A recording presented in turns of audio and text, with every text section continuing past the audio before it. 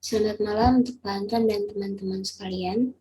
Kali ini saya akan mempresentasikan hasil proposal saya yang berjudul Pengaruh Kualitas Pelayanan, Sanksi Perpajakan, Biaya Kepatuhan Pajak, dan Penerapan Evidence pada Kepatuhan Wajib Pajak. Sebelum itu, saya akan memperkenalkan diri. Nama saya Lisa Rianto dengan NPM 1923210053. Untuk yang pertama, latar belakang. Kepatuhan dapat didefinisikan sebagai sifat patuh, ketaatan dari setiap warganya terhadap peraturan dan undang-undang.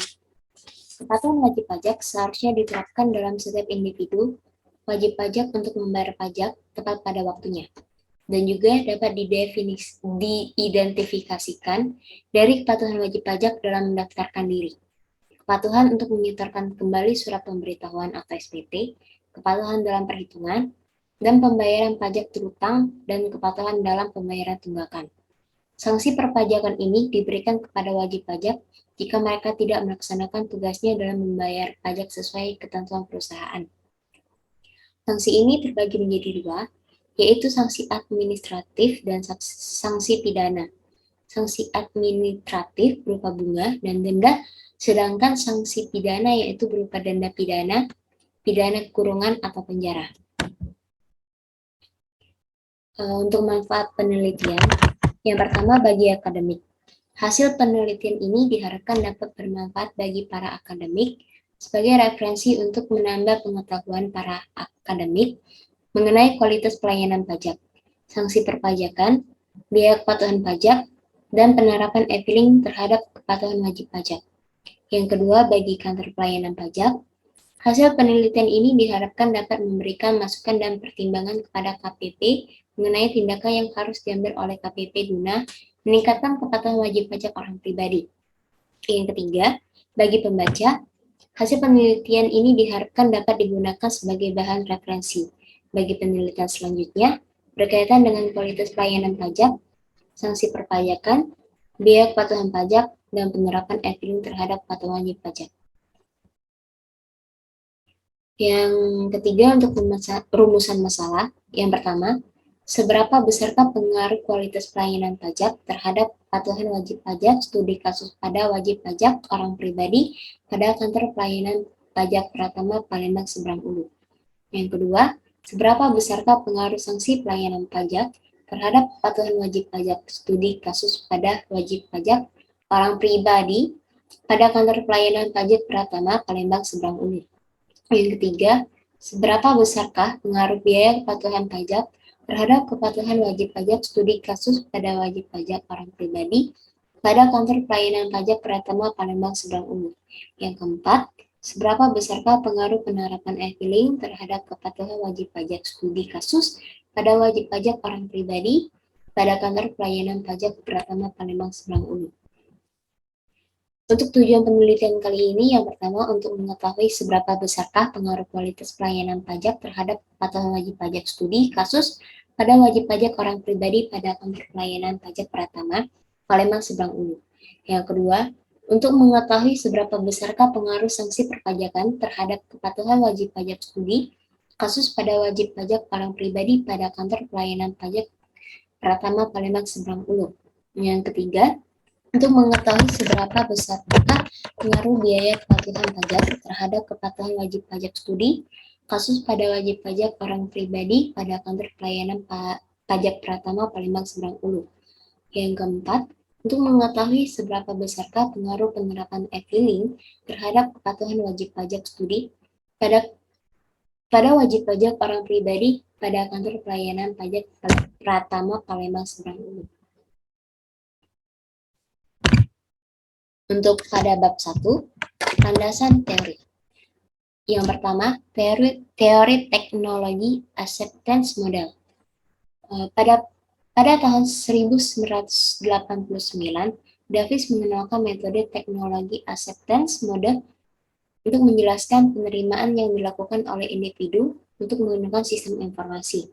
Yang kedua, teori atribusi. Teori atribusi diperkenalkan oleh Heider pada tahun 1958. dan kemudian dikembangkan oleh Weiner dan rekan pada tahun 1974. Teori atribusi adalah sebuah percobaan untuk menentukan apakah perilaku seorang individu disebabkan dari internal atau eksternal. Yang ketiga, pajak. Pajak adalah kontribusi wajib kepada negara yang terutang oleh orang pribadi atau badan yang bersifat memaksa berdasarkan undang-undang dengan tidak mendapatkan imbalan secara langsung dan digunakan untuk keperluan negara bagi sebesar-besarnya kemakmuran rakyat. Yang keempat, kualitas pelayanan. Kualitas pelayanan dapat diartikan sebagai perbandingan antara pelayanan yang dirasakan konsumen dengan kualitas pelayanan yang diharapkan konsumen. Yang kelima, sanksi pajak.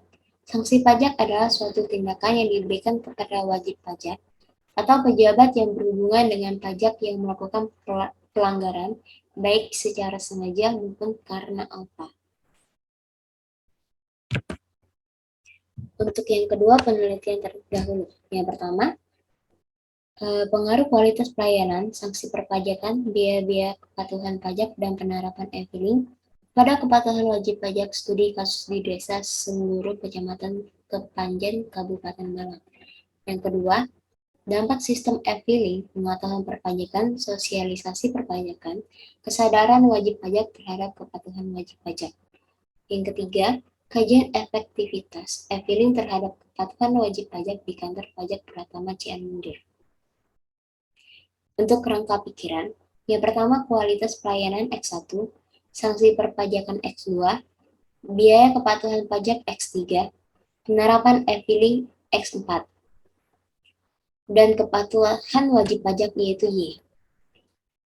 Untuk hipotesis penelitian, dalam penelitian ini, hipotesis yang diajukan penelitian adalah sebagai berikut. Untuk H1, terdapat hubungan positif antara pengaruh kualitas pelayanan terhadap kepatuhan pajak secara parsial. Untuk H2, terdapat hubungan positif antara sanksi perpajakan terhadap kepatuhan pajak secara parsial. Untuk H3, terdapat hubungan negatif antara biaya kepatuhan pajak dalam melaksanakan berbagai kegiatan pembayaran atau penyetoran perpajakan. Yang ke H4, terdapat hubungan positif dengan diterapkannya e-filing sehingga mempengaruhi kepatuhan wajib pajak secara parsial. Untuk metode penelitian, untuk pendekatan yang digunakan dalam penelitian ini adalah pendekatan kuantitatif.